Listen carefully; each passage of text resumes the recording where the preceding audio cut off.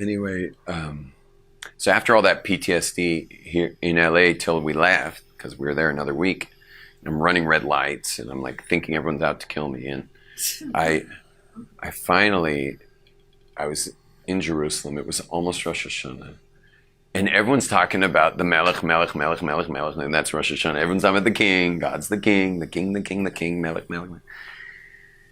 And I was not very excited about Rosh Hashanah because I was the Melech. And I just had my crown removed. And I was brought back to Jerusalem where they have an epidemic of rabbis and nobody needs Rabbi Yom Tov. And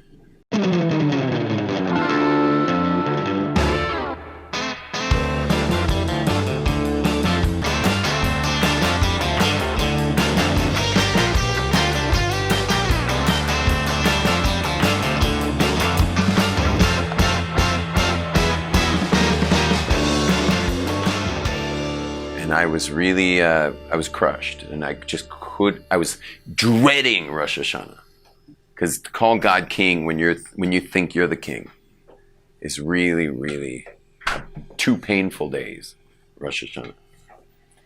And from some divine stroke of God's will, my Rosh Kolarav, Shlomo Ashkenazi of the Boston Kollel in Har Nov, we're all leaving. We're leaving. It's the end of the day. We're all leaving. And he says, Yom Tov, come over here. Let me read you a little piece. And he reads me a little piece about humbling yourself before the Melech, before the king. And we sat there for about a half hour learning Hasidus on Rosh Hashanah and about the shofar and about waking up from the fact that you think you're the king of everything. But on Rosh Hashanah, you finally, that you're not the king. It was all about us thinking we're king and how hard it is for us to coronate God.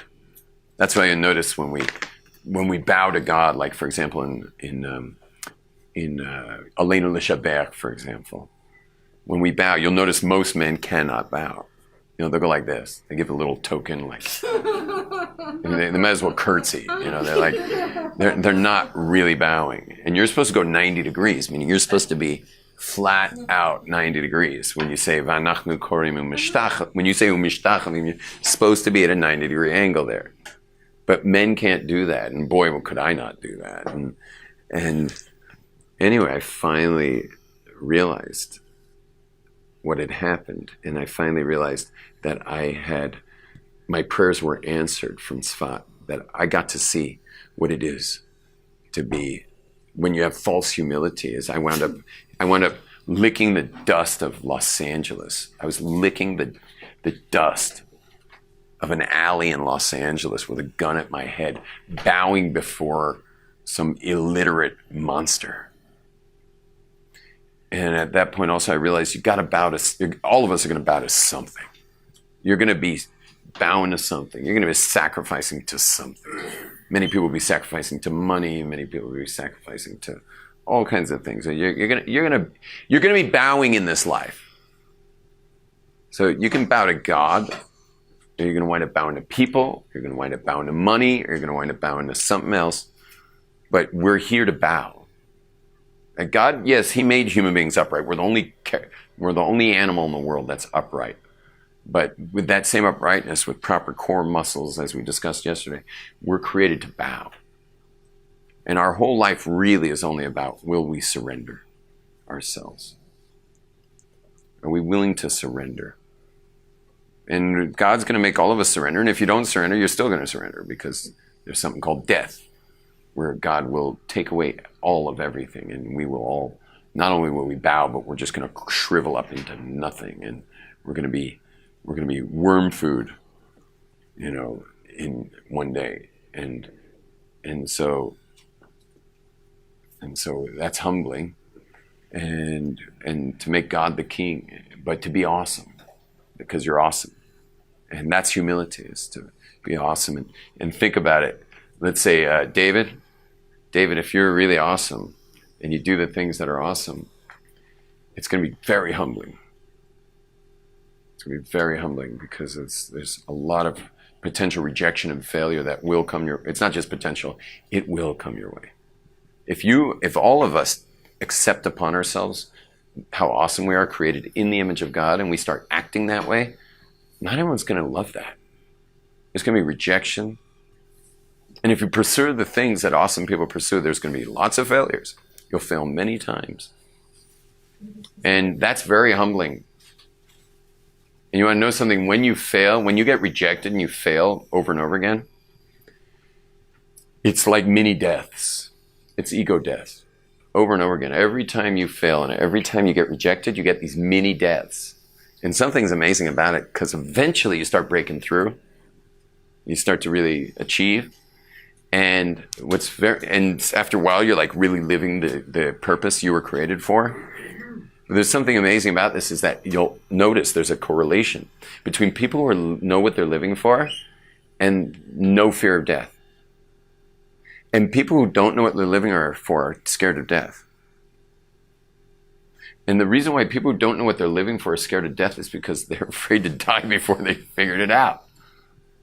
They don't want to die because they haven't, first of all, they haven't figured it out and they haven't done anything about it, because if you didn't figure it out, you can't do anything about it. So they're scared of dying.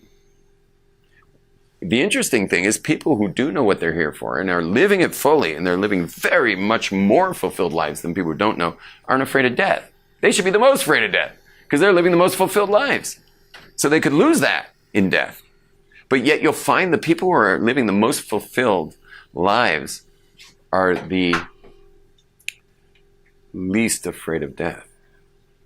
And I think one of the reasons is, David, is that they've already died many times. Through every rejection, through every failure, every humiliation, everything that happened to them by living awesome in a world that wasn't ready for them, means you're going to hit a lot of walls. And each wall you hit is a mini death on your path to greatness. What does it mean? Like a practical sense? Well, one thing would be if you're living awesome, so then people who you should be networking with, you would network with them. Whereas, I'm just giving one example, is networking. Like you won't get anywhere without networking in your life. You got to network. But so many of us refuse to speak to the right people because of our fear.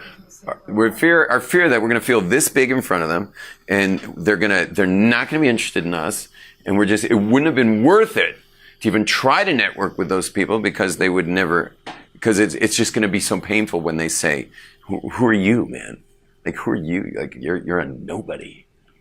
And so we never get traction because we're afraid to get the rejection of networking with the people that we really need to be networking with to get our purpose fulfilled. Such what purpose? No. What kind of people should we be networking with? Oh, that's too specific, because every one of us, based on our special purpose, is going to be networking with a totally different person, totally different people. What's that? How do I find my people? Well, you first have to find your purpose. Once you know your purpose, the people come. You know who your people are. Yeah. How do you find your purpose? That's not for this class right now, but there's